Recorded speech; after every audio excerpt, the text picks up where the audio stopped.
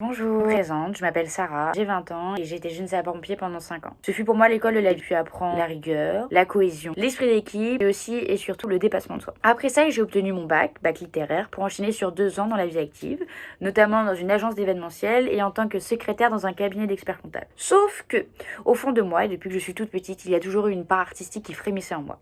J'ai donc décidé de me diriger vers une prépa artistique afin de monter mon projet à bien. En effet, j'ai toujours été influencée, j'ai du genre, du corps, de l'anthropologie, mais aussi les sujets de l'étrange, quelque chose de dérangeant, pour dénoncer une société pervertie. La vidéo et la photographie sont mes médiums de prédilection et je ne peux depuis toute petite m'empêcher de glisser mon œil curieux derrière ma caméra. En effet, je manipule les couleurs pour faire un contraste avec des sujets obscurs dans une représentation ultra saturée et colorée. Mais aussi des sujets tels que le transhumanisme, l'hybride, la cybertransformation sont des sujets qui me passionnent. Je suis aussi influencée par le travail de Shalva Nikavashvili. Son travail autour de masques, installations vidéo très creepy, très étranges, mais dans une volonté de dénonciation d'une société pervertie. Et aussi par le travail de Mathieu Bernet, qui est connu pour ses installations et sculptures qui mêlent vidéo et performance, et où il va s'intéresser au sujet de la différenciation sexuelle, l'identité psychologique. Cet ensemble me pousse à continuer dans cette voie de la création artistique contemporaine, dans cette volonté de recherche, de quête vers une vérité, dans une polyphonie de domaines. Si je devais répondre à la question « Qu'est-ce qu'une école d'art ?» C'est une école assurée par des artistes, des théoriciens, des professionnels de la culture qui ont un engagement pour l'art. Mais c'est aussi un enseignement de l'art par l'art où va dialoguer en permanence la pratique et la théorie dans une volonté de recherche, la recherche étant une donnée essentielle de l'art, nous permettant alors à l'élaboration progressive de nos projets en tant qu'étudiants, mais aussi la recherche va permettre d'ouvrir des voies sur l'interaction avec d'autres domaines, d'autres passerelles, d'autres possibilités. Dans cette recherche polyphonique touchant à tous les domaines, on observe alors l'ouverture qui va alors impacter la démarche de la création. Le cursus emprunte alors cette initiation à la recherche qui est consolidée par des ateliers, des cours de méthodologie, des congrès, des conférences. Et nous permettons alors de renforcer cette approche vers un diplôme. La recherche artistique induit une dynamique appréciée et productive au sein de la communauté de la recherche et de l'innovation.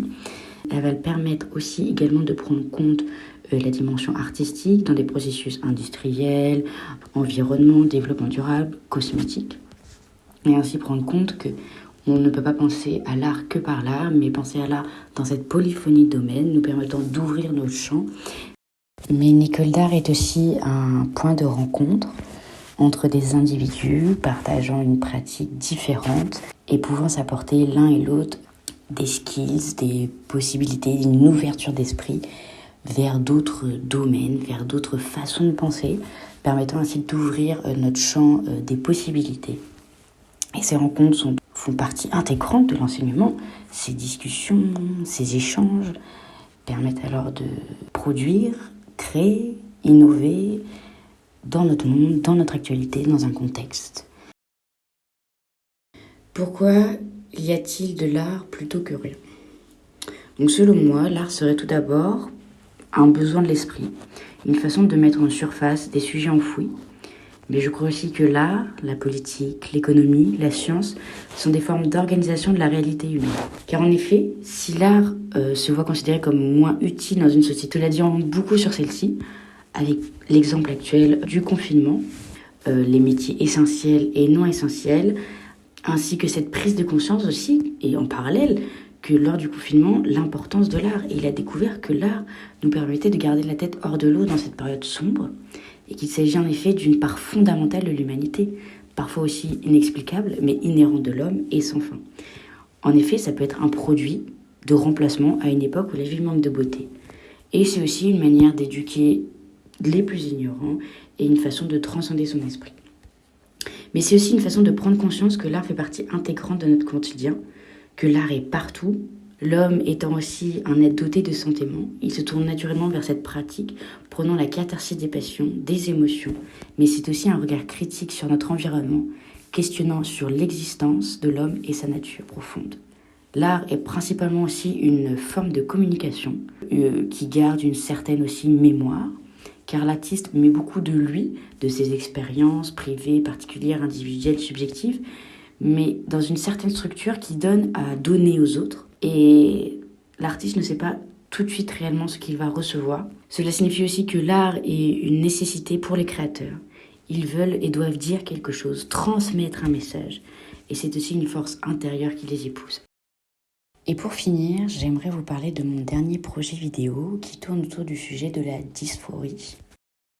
La dysphorie genre. Le genre est un ressenti profond qu'on ne choisit pas d'éprouver, définissable par la personne elle-même. Le corps est en inadéquation avec les normes imposées par la société. Elle les rend anormaux en souhaitant les corriger. Cette sensation d'être différent et qu'on ne t'accepte pas est une cause de la dysphorie. Car en effet, le sujet développe un sentiment de dissociation. Cette enveloppe charnelle ne nous appartient pas. Et un des moyens d'apaiser les souffrances est de changer cette cellule, cette prison corporelle. Mais il s'agit aussi de subir à ce qu'on n'est pas, et ce qui ramène à l'assignation de base et cette façon de se comporter en conséquence. Comment exister ? L'individu se referme sur lui-même, s'isole, et par angoisse d'être mégenré, c'est-à-dire attribuer le mauvais genre à une personne, souvent par le biais du langage, va alors développer des mal-être, parfois des dépressions, des mutilations volontaires, une privation, afin d'extérioriser la douleur intérieure. La dysphorie de genre est caractérisée par une identification forte et permanente à l'autre genre, associée souvent à une anxiété, une dépression, une irritabilité et souvent à un désir de vivre en tant que genre différent du sexe attribué à la naissance. Les sujets, en général qui présentent une dysphorie de genre, se croient souvent victimes d'un accident biologique et sont cruellement emprisonnés dans un corps incompatible avec leur identité du genre. Pour ce projet, j'ai dû faire appel à 2 amis à moi qui étaient atteints de dysphorie de genre, un homme et une femme, afin qu'ils me donnent leur impression, leur ressenti sur ce vécu, la façon dont ils ressentent cette dysphorie. Ils ont ainsi accepté que j'utilise leur intervention comme fond sonore afin d'appuyer, illustrer leurs sensations.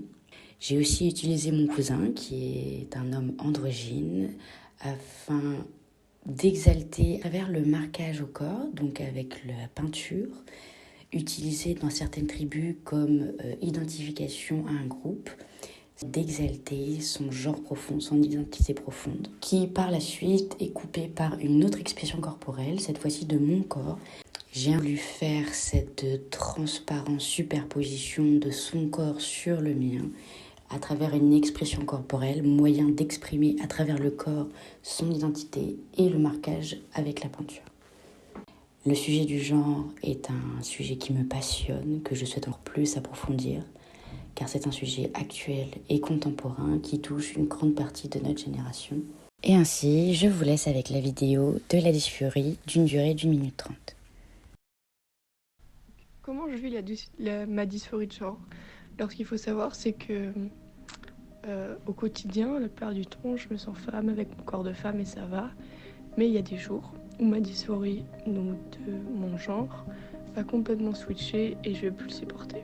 Une sorte de choc entre ce qu'on perçoit de ce qu'on transmet et en fait notre corps rejette complètement. C'est vrai qu'on se ressent un mal-être interne. La dysphorie, les gens comprennent pas. Je suis mal dans mon corps, je supporte plus mes seins. J'ai clairement envie de les plaquer ou qu'ils disparaissent et d'avoir un force. Quand nos dysphories se déclarent, on a vraiment envie de changer complètement, que ce soit en adéquation avec moi, avec le genre que je veux. Mon apparence physique, il éclenche le transfert, le genre.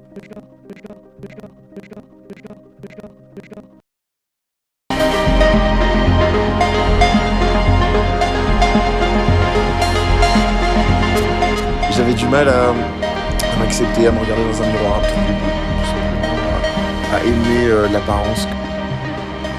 Et moi je comprenais pas pourquoi j'avais pas des hanches, j'avais pas de la poitrine.